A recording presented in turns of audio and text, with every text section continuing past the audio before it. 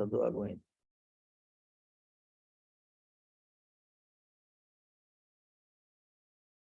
Pronto.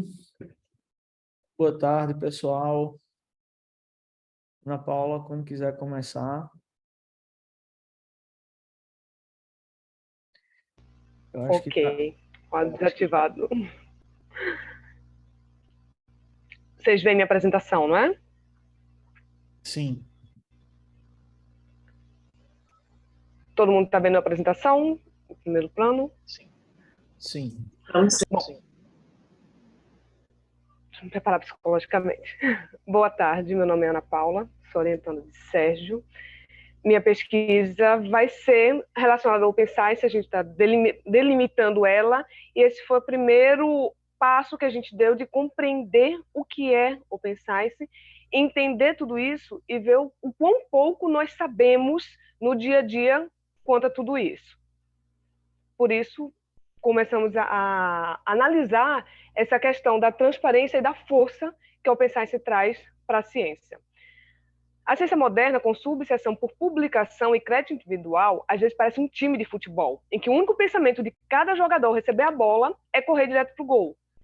Sendo que as publicações são as únicas contribuições que dão crédito, trabalhar para qualquer outra finalidade pode ser considerado perda de tempo, limitador de carreira. Então, qualquer outra atividade que o pesquisador faz, ele faz por pensamento na ciência, na comunidade. Mas, normalmente, ele não recebe crédito por isso. Esse é o patamar da ciência tradicional. E, por isso, nós vemos atitudes egoístas, e não cooperativas, que não são apenas toleradas, mas são aceitas como normais e até mesmo inevitáveis. O estado natural do pesquisador é de extrema possessividade, sendo repleto de exemplos de sigilo, de resistência à mudança. A revisão por pares é anônima e extremamente lenta.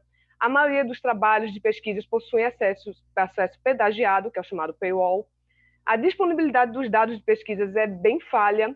Frequentemente, o software que se desenvolve durante a pesquisa não é disponibilizado. E, com tudo isso, a reprodutibilidade é prejudicada pela falta também de relatórios apropriados das metodologias. Tudo isso tem levado a pesquisas pouco transparentes e que levaram ao que hoje a gente denomina como crise da reprodutibilidade, crise da replicação. Essa crise deriva mais fortemente de fatores metodológicos, não que sejam ruins, mas porque eles não são explicitados para a comunidade.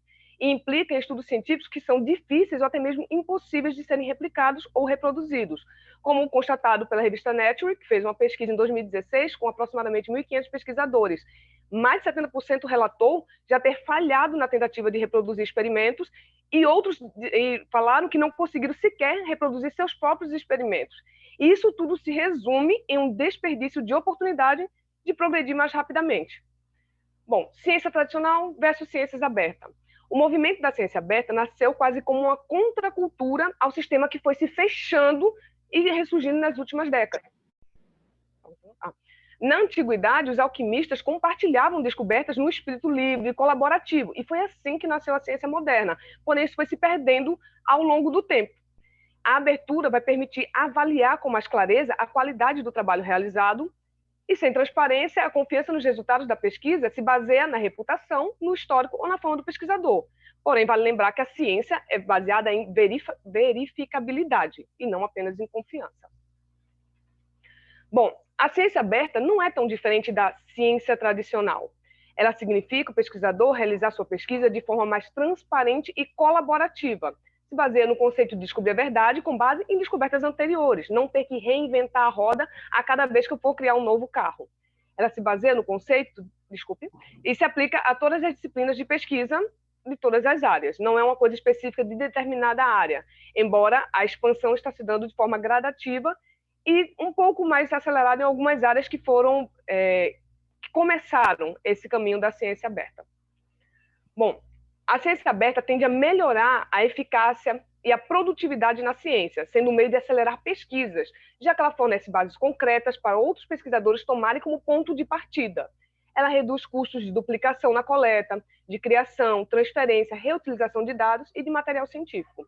Ela permite mais pesquisas a partir de um mesmo conjunto de dados. Ela multiplica a oportunidade de participação no processo de pesquisa em nível nacional e global, através da colaboração, e ajuda a maximizar o impacto da pesquisa. A abertura do processo de pesquisa apoia a validação e a reprodutibilidade. Bom, a ciência aberta não é uma ideia recente, embora nos últimos anos é que ela começou a se tornar mais forte, especialmente na última década. Mas em 1942, um sociólogo americano, Robert King Merton, já descreveu um conjunto de ideias que caracterizavam a ciência moderna e como os cientistas estariam vinculados a essa ciência. Qual seria a importância dos cientistas e como eles deveriam se comportar. Mas o termo ciência aberta, como conhecemos, foi cunhado só em 2003, pelo economista Paul David, que defendia que, se o conhecimento científico é produto da colaboração social, sua propriedade deveria pertencer à comunidade. E se ele é gerado pela pesquisa pública, ele deveria ser um bem público e que todos pudessem fazer uso dele sem qualquer outro custo adicional. A lógica por trás da ciência aberta é um pouco complexa, mas os seus principais argumentos são puramente sociológicos. A ciência aberta é frequentemente definida como um termo guarda-chuva, porque ela envolve vários movimentos com o objetivo de remover barreiras para compartilhamento de qualquer tipo de produção de recursos, métodos ou ferramentas, em qualquer etapa do processo de pesquisa. Na verdade, colocando em todas as etapas do processo de pesquisa. Nessa apresentação, a gente vai focar mais especificamente nesses que estão destacados, que são Open Notebooks, Open Data, Open Peer Review, Open Access e Open Source. Os três restantes, que é a colaboração aberta, ciência cidadã e os recursos educacionais abertos, eles são um complemento de quando esses que eu vou falar são colocados em prática. É uma forma da sociedade interagir com a ciência, de um modo geral. Eu coloquei essa taxonomia mais para vocês terem uma ideia da dimensão da ciência aberta, que quando a gente fala, normalmente as pessoas pensam mais em não ter paywalls, em artigos disponíveis grátis e coisas mais relacionadas a isso. E, na verdade, a ciência aberta é muito mais do que isso. Isso aqui é puramente a taxonomia, termos que a gente tenta usar padronizado para evitar duplicidade ou não sabermos a quem estamos nos referindo. Nesse caso, a taxonomia em português. No site da Foster tem ela em outros idiomas, inclusive idiomas não latinos, como o caso do grego. Bom, definição de ciência aberta. O termo ciência aberta se refere aos esforços, de modo geral, para tornar os resultados primários e resultados de pesquisa acessíveis publicamente em formato digital, com nenhuma ou mínima restrição. A gente deve classificar a ciência aberta como um comportamento, não é uma identidade, não é um valor.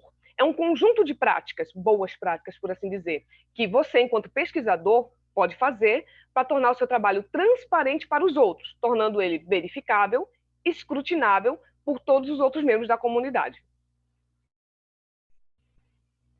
A ciência aberta consiste em ideias relacionadas à abertura de todas as etapas do ciclo de pesquisa.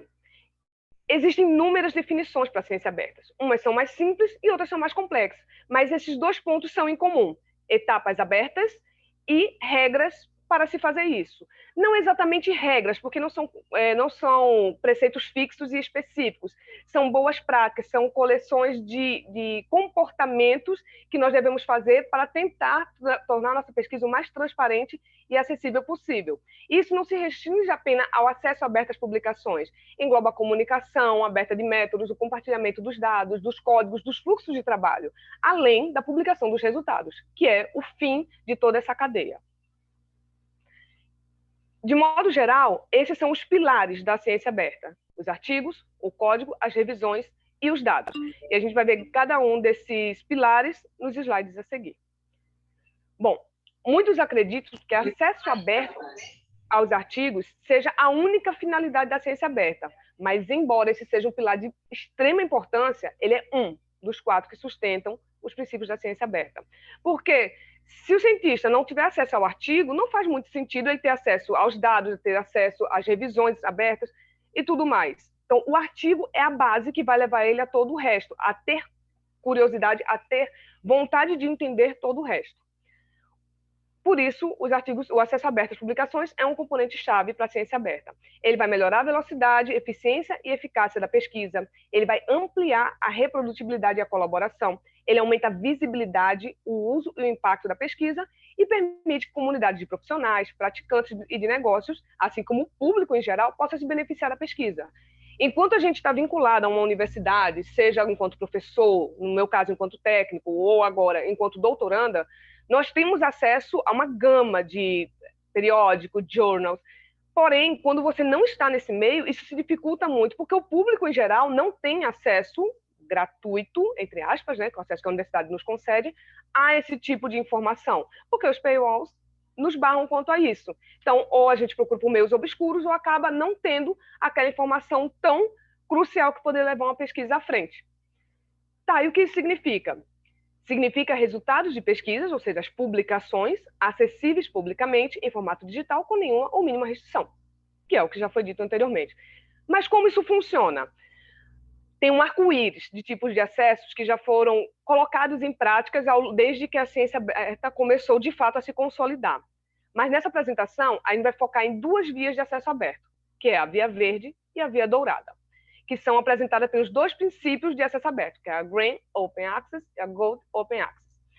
Vale ressaltar que, de um modo geral, as demais tipos de acesso são variações desses dois, cada uma com suas peculiaridades, para ajudar a não criar um grupo tão grande que acabasse não representando.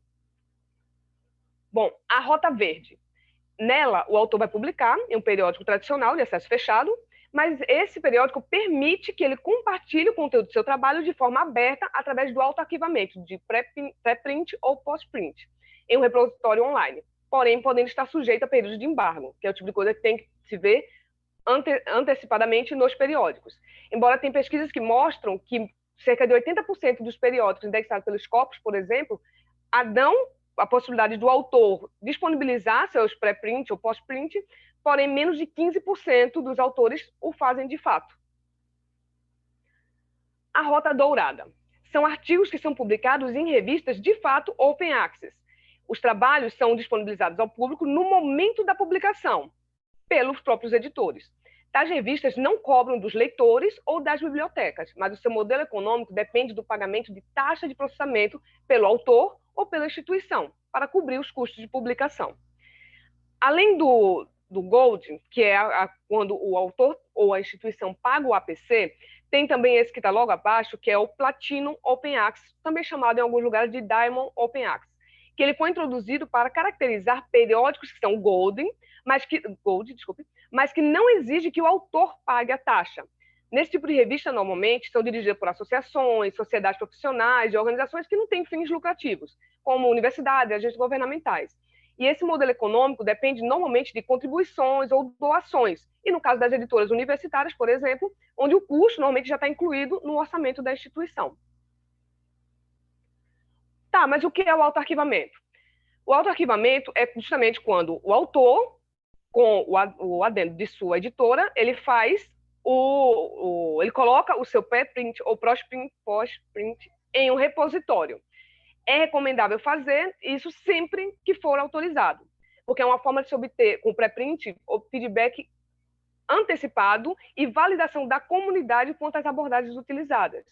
E o acesso aberto a esses documentos pode ocorrer imediatamente ou após o período de embargo, devendo sempre ver o que diz a revista, que você fez a publicação. Tá, mas onde autoarquivar? Pode ser num repositório institucional do pesquisador. É o caso, por exemplo, nós temos, a exemplo, o repositório de dissertações e teses, da UFPE, repositório de monografias. E por que repositório institucional? Porque eu não posso colocar, por exemplo, no site do projeto ou nas redes sociais como ResearchGate ou como academia.edu? Porque, normalmente, esse tipo de site institucional, normalmente eles não são indexados, então isso vai travar a busca, isso vai fazer com que a comunidade não consiga encontrar o seu documento, os seus artigos. Ou pode também se colocar um repositório disciplinar, como é o caso do Artship, o Europe PubMed Central, etc. Ou, caso não tenha um repositório disciplinar específico da tua área, um repositório geral, como é o caso do Zenodo, que ele aceita qualquer tipo de documento em qualquer área.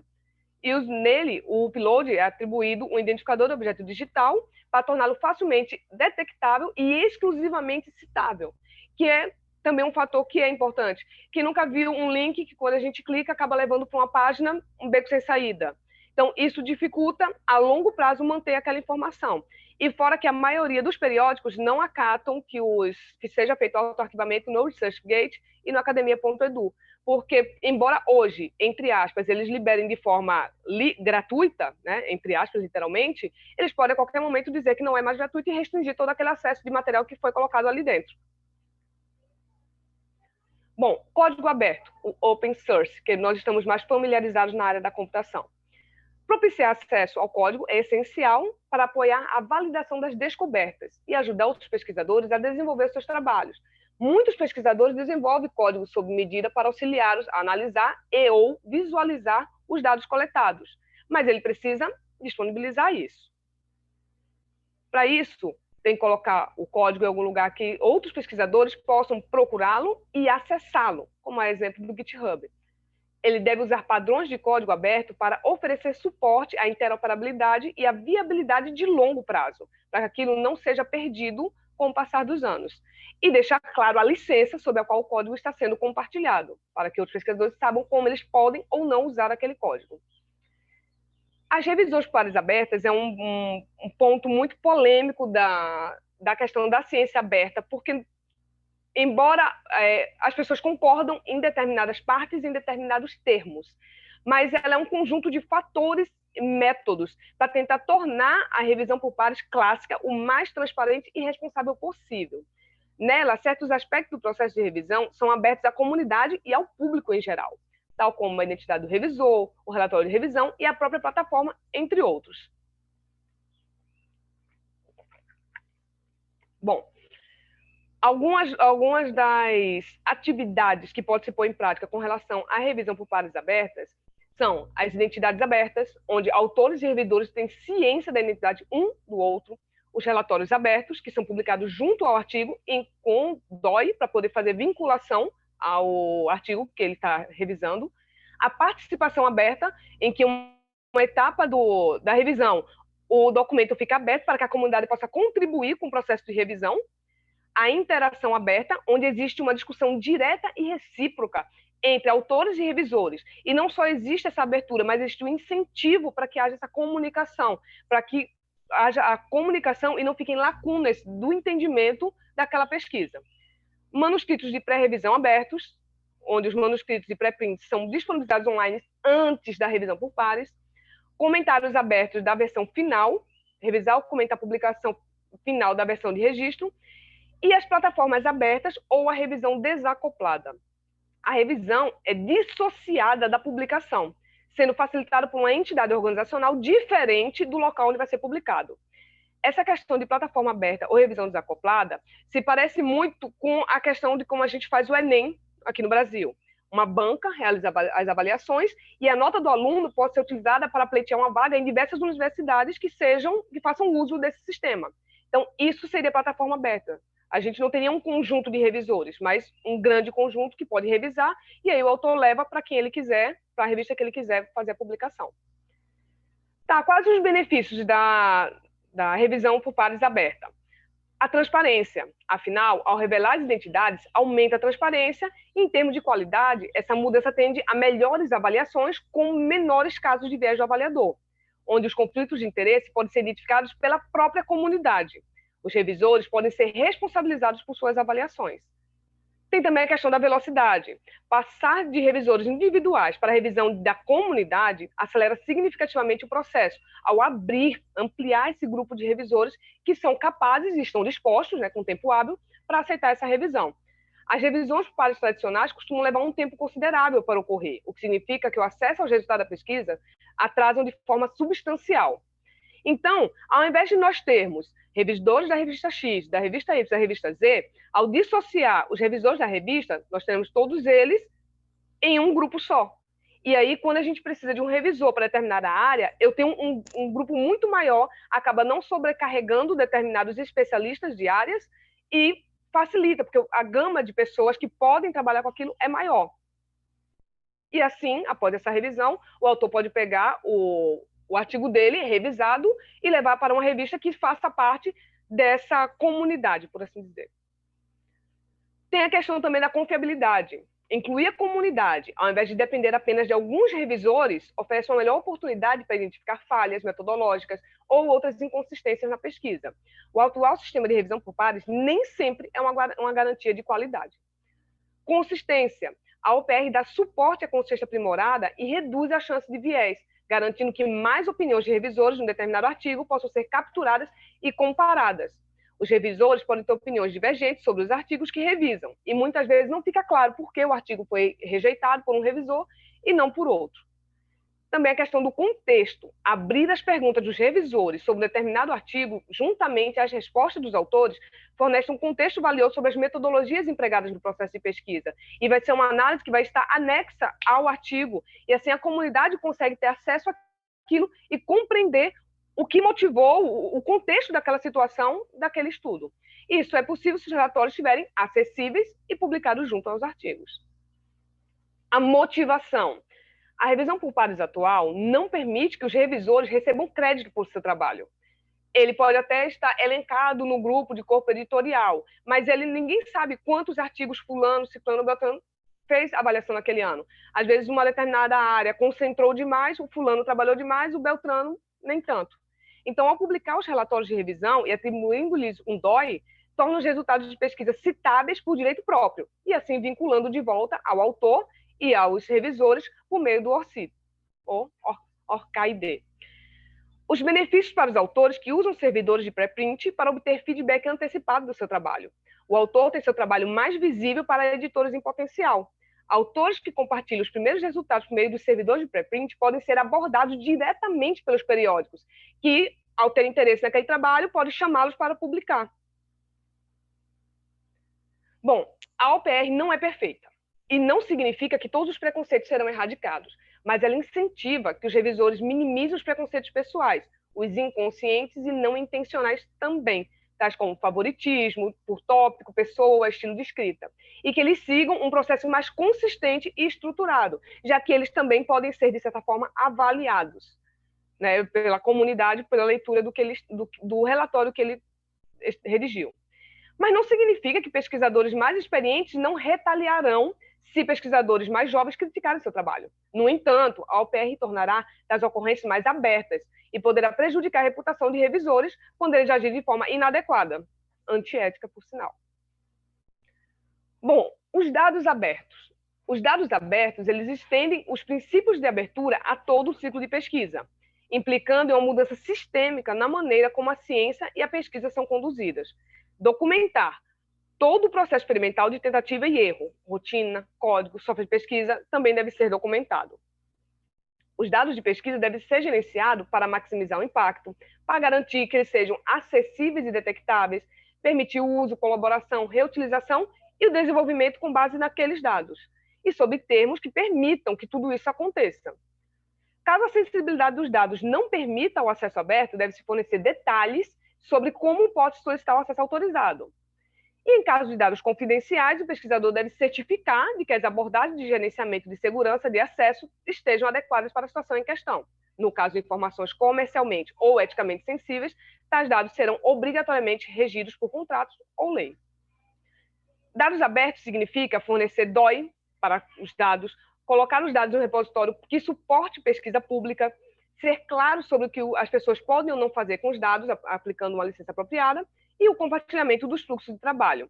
Afinal, se o pesquisador não sabe quais etapas foram tomadas para capturar, processar e analisar aqueles dados, e em que ordem tudo isso aconteceu, às vezes pode se tornar praticamente impossível validar uma descoberta que já foi publicada. Então, não apenas os dados, não apenas a base de dados, mas todo o processo tem que ser compartilhado.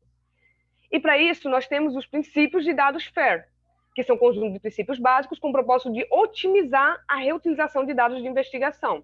Eles representam um conjunto de boas práticas desenvolvidos pela comunidade para assegurar que os dados, ou qualquer objeto digital, sejam localizáveis, acessíveis, interoperáveis e reutilizáveis. Eles descrevem comportamentos que são necessários para tomar os dados reutilizáveis ao máximo. Mais uma vez, não são regras, são comportamentos que o pesquisador toma para tentar tornar aquilo o mais aberto possível. Eles dão ênfase na maximização da capacidade das máquinas automaticamente encontrarem e usarem os dados ou qualquer objeto digital, além de apoiar a reutilização por pessoas também. Os dados podem ter tratamento FAIR, por exemplo, mas ter acesso restrito. como pesquisa que envolve dados pessoais sensíveis, sigilosos, protegidos por causa de direito autoral ou de propriedade intelectual. Então, os dados em si podem até não ser abertos, mas a descrição sobre eles pode ser publicada, e os interessados podem tentar negociar condições para acesso, compartilhamento e reuso. Por outro lado, os dados podem ser abertos e não ser FAIR. Por exemplo, dados públicos que podem não ter documentação suficiente sobre seu licenciamento. Pesquisas alinhadas aos princípios FAIR adotam 15 diretrizes que orientam a gestão, compartilhamento e reuso dos dados que foram coletados ou produzidos, e seguem atendendo às questões éticas, legais e restrições contratuais que recaem sobre aqueles dados. O F vem de findable, que é localizável, propõe que outros possam descobrir os seus dados. É o primeiro requisito para tornar dados reutilizáveis, é a possibilidade de nós encontrarmos esses dados. Dados e metadados devem adotar identificadores globais, únicos e persistentes. Os dados devem ser descritos utilizando metadados ricos. Os dados e metadados devem ser registrados ou indexados em mecanismos de buscas ou repositórios de dados confiáveis. O A vem de acessível. Propõe que seus dados possam ser acessados por outros. Significa o uso de protocolos de comunicação padronizado, aberto, gratuito e universalmente implementável, que ofereça autenticação e acesso a metadados, mesmo quando os dados não estiverem mais disponíveis. É importante destacar que nem todos os dados são mantidos perpetuamente.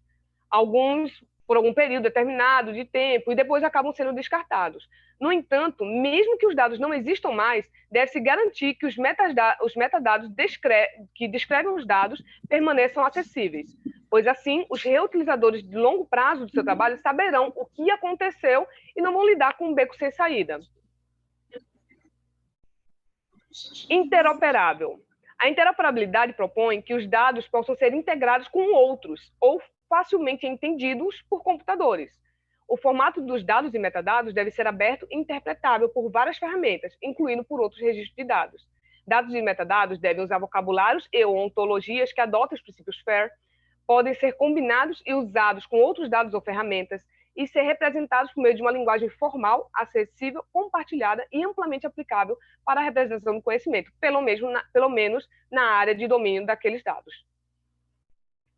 Reutilizável. Propõe que seus dados possam ser reusados em outras pesquisas. Os princípios FAIR têm como objetivo otimizar a reutilização dos dados.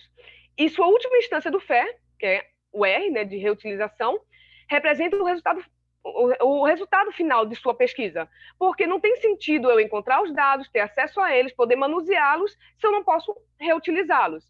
Então, a reutilização dos dados e metadados deve estar declarada através de licenças claras e acessíveis. Os dados e metadados devem possuir múltiplos atributos, as licenças têm que ser apropriadas para o uso que outras pessoas podem dar, descrevendo sua procedência e utilizando padrões específicos do domínio. Os metadados dos dados devem estar descritos para que possam ser replicados ou combinados em diferentes contextos. A melhor maneira de tornar seus dados FAIR é usar um repositório de dados que seja alinhado aos princípios FAIR e em comunidades com consultadores internacionais de repositório de dados. Fazendo isso, se eu encontro um repositório que seja alinhado a tudo isso, eu não vou precisar necessariamente me preocupar com tudo que foi dito até então, porque se é um repositório que se preocupa com dados FAIR, ele já vai ter tudo isso. E grande parte desse trabalho vai ser tratado pelo serviço do próprio repositório. Existem buscadores de repositórios FAIR. Caso não haja um repositório de dados institucional ou específico por assunto, dá também para usar o generalista, como é o caso do Zenodo, que é bem conhecido. Argumenta-se que, no futuro, o adjetivo aberta não vai ser mais necessário, porque a ciência será aberta por padrão. Então, ela simplesmente será denominada ciência. Isso porque a maioria dos pressupostos que foram apresentados não são novidades. E a própria tradição de abertura já está nas raízes da ciência. Mas os desenvolvimentos atuais de tecnologia da informação, comunicação, começaram a transformar essas práticas científicas a um nível que exige uma abordagem diferente de pesquisa que tem que ser compreendida por todos os agentes envolvidos. Pesquisadores, instituições, formuladores de políticas, as editoras, a empresa e a sociedade, que é parte que contribui financeiramente, através de seus impostos, nas pesquisas.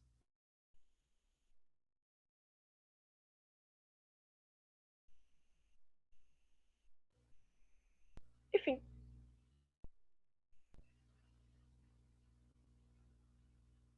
Obrigado, Ana Paula.